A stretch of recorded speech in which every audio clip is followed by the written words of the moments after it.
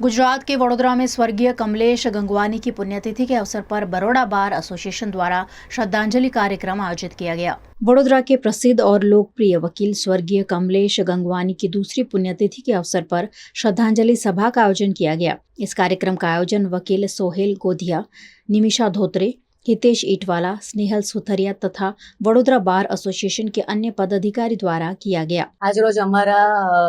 સૌના લાડલા લોકલાડીલા કમલેશ ગંગવાણી જેમની પુણ્યતિથિ હતી 2 વર્ષ તેમને પૂર્ણ થયા છે તેમના યાદમાં અમે ઈ લાઇબ્રેરી બનાવેલ હતી 2 વર્ષ પહેલા અને આ ઈ લાઇબ્રેરીનો લાભ વડોદરા વકીલ મંડળના તમામ વકીલશ્રીઓ લે છે અને હજી પણ અહીંયા બધા આવે છે અને તેમને યાદ કરે છે। તો આજ રોજ અમારા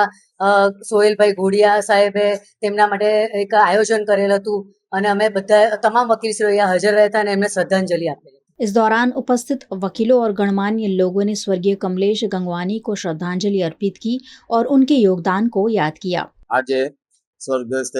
कमलेश भाई गंगवानी ની બીજી પુણ્યતિથિ હોય જેથી તેઓના સ્મરણમાં ઈ લાઇબ્રેરીનું જે આયોજન કરેલું હતું એ ઈ લાઇબ્રેરીમાં એમને શ્રદ્ધાંજલિ આપવા માટે સમગ્ર વડોદરા શહેરના વકીલો એકત્ર થયા હતા, જેની માટે નિમિષાબેન ધોત્રે, हितेशभाई ईटवाला, रितेशभाई ठक्कर, तमाम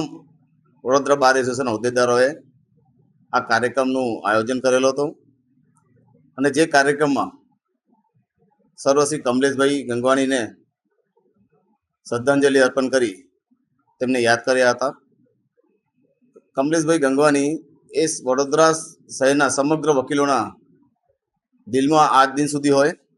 તેમજ તેમના માનમાં બનાવેલ ઈ લાઇબ્રેરીનો લાભ આજે તમામ જુનિયર વકીલશ્રીઓ તેમજ તમામ વકીલશ્રીઓ લેતા આવેલો હોય। એક બહુ ગર્વની વાત છે કે આજે આધુનિક યુગમાં જે કમલેશભાઈ આધુનિક હતા, જે સાંજે જજમેન્ટ ડિલિવર થાય એ જજમેન્ટ એને સાંજે એમને ખબર હોય, એટલે કાયદાની જેમ જેમ કાયદાઓ દરરોજ બદલાતા હોય એ દરેકનું નોલેજ એમને સંપૂર્ણપણે હતું અને એના માનમાં જ આ ઈ લાઇબ્રેરીનું આયોજન કરવામાં આવેલું કે ઈ લાઇબ્રેરીનો જે લાભ તમામ જુનિયર વકીલશ્રીઓ તેમજ અન્ય વકીલશ્રીઓ લે, જ્યાંથી કાયદામાં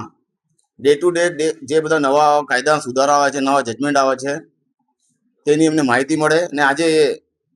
ચોક્કસપણે સ્પષ્ટ થાય છે કે તમામ જુનિયર વકીલશ્રીઓ હાલ ઈ લાઇબ્રેરીનું